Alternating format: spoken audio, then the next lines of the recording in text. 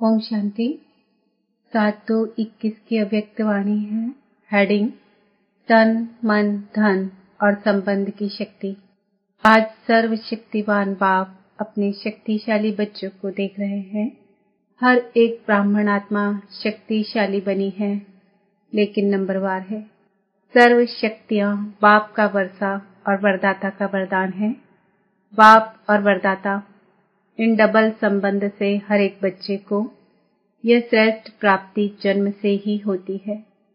जन्म से ही बाप सर्व शक्तियों का अर्थात जन्म सिद्ध अधिकार का अधिकारी बना देता है।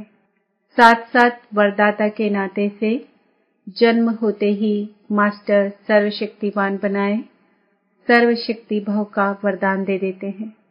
सभी बच्चों को एक द्वारा एक जैसा ही डबल अधिकार मिलता है, लेकिन धारण करने की शक्ति नंबरवार बना देती है। बाप सभी को सदा और सर्वशक्तिशाली बनाते हैं, लेकिन बच्चे यथाशक्ति बन जाते हैं। वैसे लौकिक जीवन में व अलौकिक जीवन में सफलता का आधार शक्तियां ही हैं। जितनी शक्तियां उतनी सफलता। मुख्य शक्तियां हैं तन की, मन की, धन की और संबंध की। चारों ही आवश्यक है। अगर चार में से एक भी शक्ति कम है तो जीवन में सदा व सर्व सफलता नहीं होती। अलौकिक जीवन में भी चारों ही शक्तियां आवश्यक है। इस अलौकिक जीवन में आत्मा और प्रकृति दोनों की तंदुरुस्ती आवश्यक है।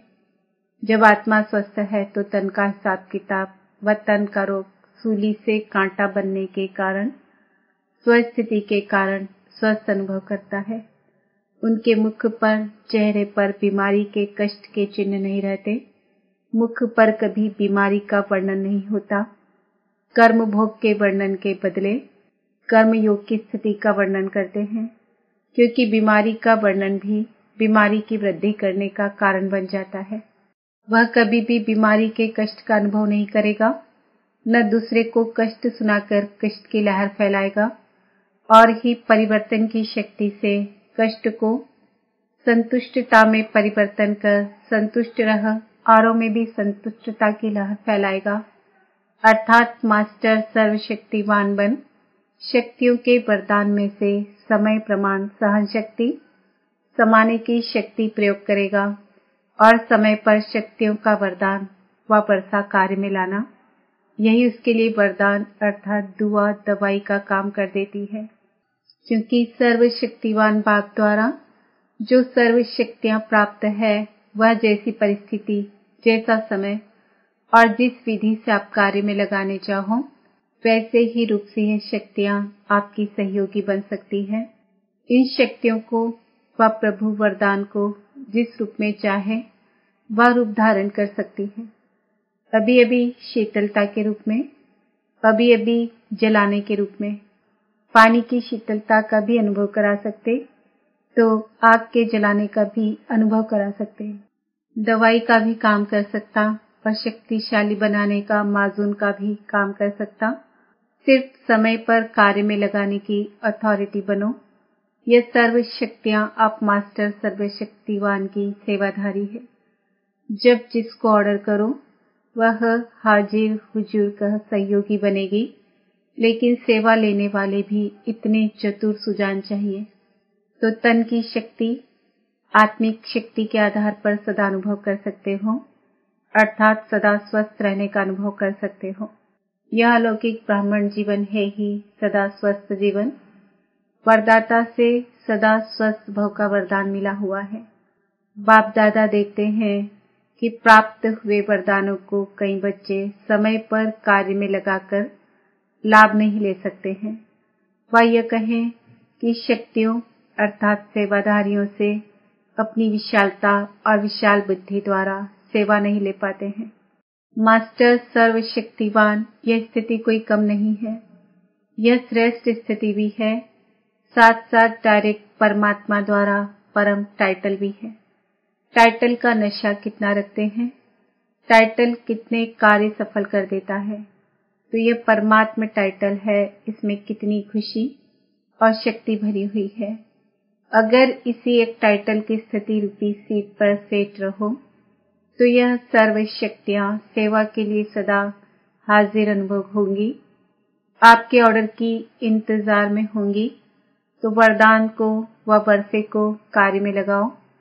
अगर मास्टर सर्वशक्तिवान के स्वमान में स्थित नहीं होते तो शक्तियों को ऑर्डर में चलाने के बजाय बार बार बाप को अर्जी डालते रहते कि यह शक्ति दे दो, यह हमारा कार्य करा दो, यह हो जाए, ऐसा हो जाए। तो अर्जी डालने वाले कभी भी सदा राजी नहीं रह सकते हैं। एक बात पूरी होगी, दूसरी शुरू हो जाएगी। इसलिए मालिक बन, योग युक्त बन, युक्ति युक्त सेवा सेवाधारियों से लो तो सदा स्वस्थ का स्वतः ही अनुभव करेंगे। इसको कहते हैं तन के शक्ति की प्राप्ति। ऐसे ही मन की शक्ति अर्थात श्रेष्ठ संकल्प शक्ति। मास्टर सर्वशक्तिवान के हर संकल्प में इतनी शक्ति है जो जिस समय जो चाहे वह कर सकता है और करा भी सकता है, क्योंकि उनके संकल्प सदा शुभ, श्रेष्ठ और कल्याणकारी होंगे। तो जहाँ श्रेष्ठ कल्याण का संकल्प है वह सिद्ध जरूर होता है। और मास्टर सर्वशक्तिवान होने के कारण मन कभी मालिक को धोखा नहीं दे सकता, दुख नहीं अनुभव करा सकता है। मन एकाग्र अर्थात एक ठिकाने पर स्थित रहता है, भटकता नहीं है। जहाँ चाहो जब चाहो मन को वहाँ स्थित कर सकते हो। कभी मन उदास नहीं हो सकता है क्योंकि वह सेवाधारी दास बन जाता है। यह है मन की शक्ति जो अलौकिक जीवन में वर्षे व वरदान में प्राप्त है। इसी प्रकार तीसरी है धन की शक्ति अर्थात ज्ञान धन की शक्ति। ज्ञान धन स्थूल धन की प्राप्ति स्वतः ही कराता है। जहाँ ज्ञान धन है वहाँ प्रकृति स्वतः ही दासी बन जाती है। यह स्थूल धन प्रकृति के साधन के लिए है। ज्ञान धन से प्रकृति के सर्व साधन स्वतः प्राप्त होते हैं। इसलिए ज्ञान धन सब धन का राजा है। जहाँ राजा है वहाँ सर्व पदार्थ स्वतः ही प्राप्त होते हैं, मेहनत नहीं करनी पड़ती। अगर कोई भी लौकिक पदार्थ प्राप्त करने में मेहनत करनी पड़ती है तो इसका कारण ज्ञान धन की कमी है। वास्तव में ज्ञान धन पद्मा पदमपति बनाने वाला है। परमार्थ व्यवहार को स्वतः ही सिद्ध करता है। तो परमात्म धन वाले परमार्थी बन जाते हैं। संकल्प करने की भी आवश्यकता नहीं, स्वतः ही सर्व आवश्यकताएं पूर्ण होती रहती। धन कितनी शक्ति है जो अनेक जन्म ये ज्ञान धन राजाओं का भी राजा बना देता है। तो धन की भी शक्ति सहज प्राप्त हो जाती है। इसी प्रकार संबंध की शक्ति। संबंध की शक्ति के प्राप्ति की शुभ इच्छा इसलिए होती है क्योंकि संबंध में स्नेह और सहयोग की प्राप्ति होती है। इस अलौकिक जीवन में संबंध की शक्ति डबल रूप में प्राप्त होती है। जानते हो डबल संबंध की शक्ति कैसे प्राप्त होती है? एक बाप द्वारा सर्व संबंध, दूसरा देवी परिवार द्वारा संबंध। जो डबल संबंध हो गया ना, बाप से भी और आपस में भी। तो संबंध द्वारा निस्वार्थ स्नेह, अविनाशी स्नेह और अविनाशी सहयोग सदा ही प्राप्त होता रहता है। तो संबंध की भी शक्ति है ना। वैसे भी बाप बच्चे को क्यों चाहता है अथवा बच्चा बाप को क्यों चाहता है? सहयोग के लिए, समय पर सहयोग मिले। तो इस अलौकिक जीवन में चारों शक्तियों की प्राप्ति वरदान रूप में, वर्षे के रूप में है। जहाँ चारों प्रकार की शक्तियाँ प्राप्त है, उसकी हर समय की स्थिति कैसी होगी? सदा मास्टर सर्वशक्तिवान इसी स्थिति की सीट पर सदा स्थित हो। इसी को ही दूसरे शब्दों में स्व के राजे व राजयोगी कहा जाता है। राजाओं के भंडार सदा भरपूर रहते हैं। तो राजयोगी अर्थात सदा शक्तियों के भंडार भरपूर रहते, समझा? इसको कहा जाता है श्रेष्ठ ब्राह्मण अलौकिक जीवन। सदा मालिक बन, सर्व शक्तियों को कार्य में लगाओ। यथाशक्ति के बजाय सदा शक्तिशाली बनो। अर्जी करने वाले नहीं, सदा राजी रहने वाले बनो। अच्छा, भाग्य को सदा साथ रखो। भाग्य विधाता को साथ रखना अर्थात भाग्य को साथ रखना। चारों ओर के सर्व वर्षे और वरदानों के अधिकारी श्रेष्ठ आत्माओं को सर्व मास्टर, सर्वशक्तिवान श्रेष्ठ आत्माओं को, सदा संतुष्टता की लहर फैलाने वाले संतुष्ट आत्माओं को, सदा परमार्थ द्वारा व्यवहार में सिद्धि प्राप्त करने वाली महान आत्माओं को, बाप दादा का स्नेह और शक्ति संपन्न याद प्यार और नमस्ते। सर्व के सहयोग से सुखमय संसार, यह विषय ऐसी है जो स्वयं से भी सहयोग देने के ऑफर करेंगे। सहयोग से फिर संबंध में भी आएंगे, इसलिए आप ही ऑफर होगी। सिर्फ शुभ भावना, शुभकामना संपन्न सेवा में सेवाधारी आगे बढ़े। शुभ भावना का फल प्राप्त नहीं हो, यह हो नहीं सकता। सेवाधारियों के शुभ भावना, शुभकामना की धरनी सहज फल देने के निमित्त बनेगी। फल तैयार है, सिर्फ धरनी तैयार होने की थोड़ी सी देरी है। फल तो फटाफट निकलेंगे, लेकिन उसके लिए योग्य धरनी चाहिए। अभी वह धरनी तैयार हो रही है। वैसे सेवा तो सभी को करनी आवश्यक है, लेकिन फिर भी जो विशेष सत्ताएं हैं उनमें से समीप नहीं आए हैं।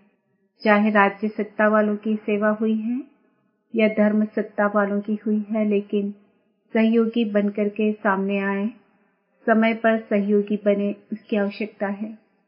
उसके लिए तो शक्तिशाली बाण लगाना पड़ेगा।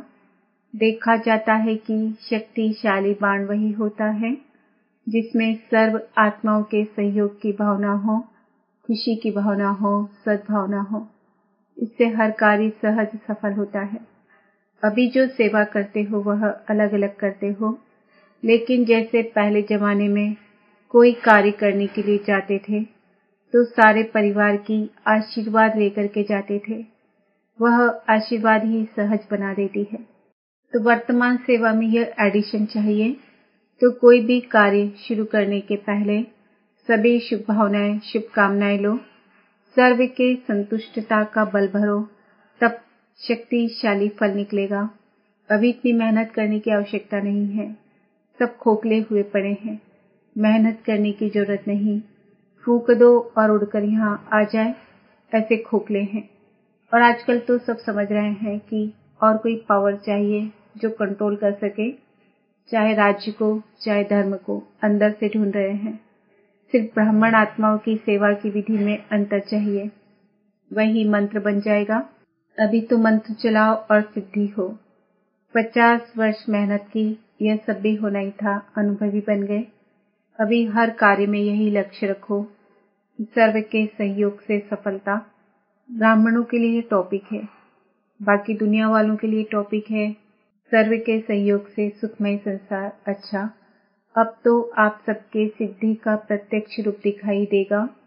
कोई बिगड़ा हुआ कार्य भी आपकी दृष्टि से, आपके सहयोग से सहज हल होगा, जिसके कारण भक्ति में धन्य धन्य करके पुकारेंगे।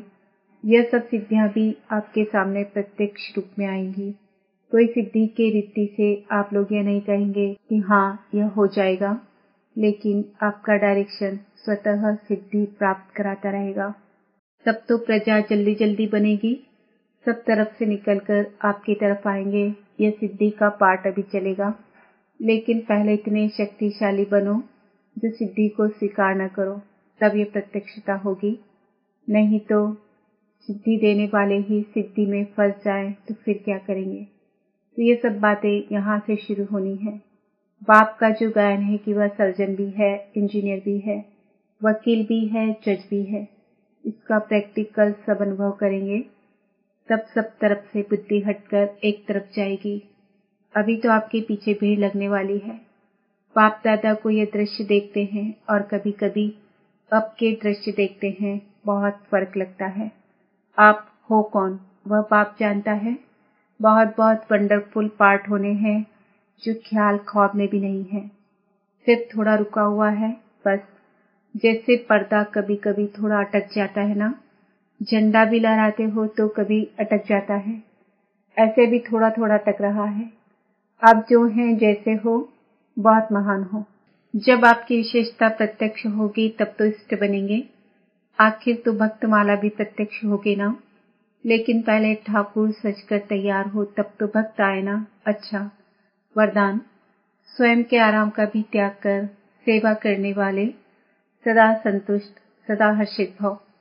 सेवाधारी स्वयं के रात दिन के आराम को भी त्याग कर सेवा में ही आराम महसूस करते हैं। उनके संपर्क में रहने वाले व संबंध में आने वाले समीपता का ऐसे अनुभव करते हैं जैसे शीतलता व शक्ति। शांति के झरने के नीचे बैठे हैं। श्रेष्ठ चरित्रवान सेवाधारी कामधेनु बन सदा काल के लिए सर्व की मनोकामनाएं पूर्ण कर देते हैं। ऐसे सेवाधारी को सदा हर्षित और सदा संतुष्ट रहने का वरदान स्वतः प्राप्त हो जाता है। स्लोगन: ज्ञान स्वरूप बनना है तो हर समय स्टडी पर अटेंशन रखो। बाप और पढ़ाई से समान प्यार हो। ओम शांति। आज का सम्मान है, मैं आत्मा सदा हर्षित हूँ। ओम शांति।